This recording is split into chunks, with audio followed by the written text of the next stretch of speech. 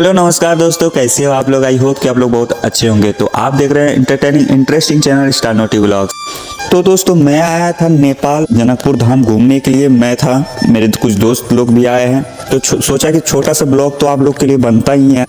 तो दोस्तों सबसे पहले हम बात करेंगे इन मंदिरों की कुल एरिया के बारे में। ये मंदिर पूरा 4860 वर्ग किलोमीटर पर फैला हुआ, जो कि एक बहुत बड़ा एरिया है। और अगर हम बात करें इनकी आर्किटेक्चर के बारे में, मंदिर के आर्किटेक्चर के बारे में अगर हम बात करें, तो ये हिंदू प्लस मुस्लिम दोनों आर्किटेक्चर स्टाइल पे बनाया गया है, जो कि अत्यंत देखने को सुंदर प्रतीत होता है।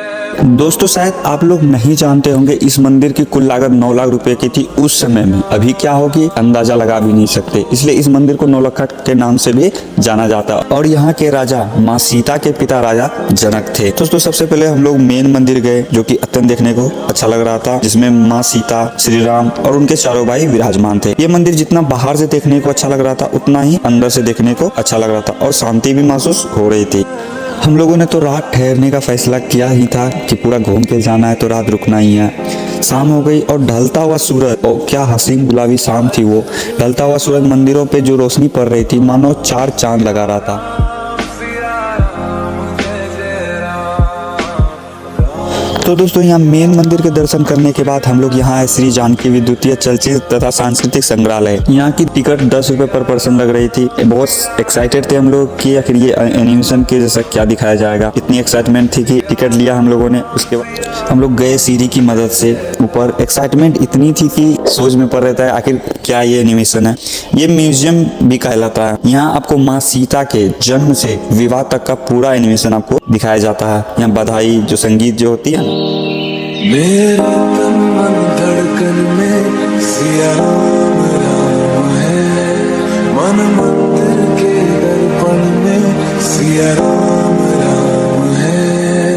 तू ही सिया का राम, राधा का तू ही श्याम, जन्मों जन्म का ये साथ है।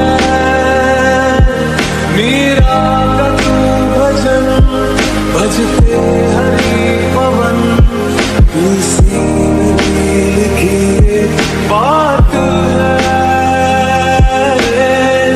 मंगल भवन अमंगल हार। म्यूजियम के एनिमेशन पार्ट को जब हम लोगों ने कवर किया, उसके बाद अंडरग्राउंड पार्ट में गए तो रामायण काल के जो राजा एवं रानियां हुआ करती थी, उनके पहने गए वस्त्र आभूषणों को दिखाया गया। बहुत ही अच्छा लग रहा था देखने को, एकदम प्राचीन प्राचीन सा लग रहा था। और एक ऐसी फीलिंग थी जैसे जो हमारे आराध्य है, जिसे हम लोग पूजते हैं, माँ सीता भगवान राम, उनके पहने गए वस्त्र आभूषण को पास जाके देखना। ऑब्वियसली तो टच तो उसको कर नहीं सकते थे, लेकिन पास जाके देखना, दैट्स रियली अमेजिंग फीलिंग। वाकई में बहुत मजा आया।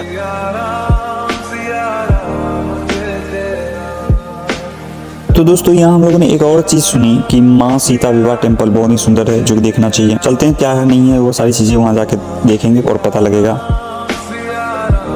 So guys this is beautiful माँ जानकी विवाह टेम्पल। और सामने हमारे सीता जी एवं राम जी विराजमान है, और उनके साथ कई ऋषि मुनि देवी देवताएं भी विराजमान है, जिनकी प्रतिमाएं बनी हुई, जो कि उस समय विवाह में जो कि शामिल थे। वहाँ विवाह स्थल के दर्शन करने के बाद हम लोगों ने और कई सारी मंदिरें देखी, जो कि जनकपुर धाम में ही है, क्योंकि हमें रात में ही सारा घूम जाना था, क्योंकि सुबह में घर निकलना था।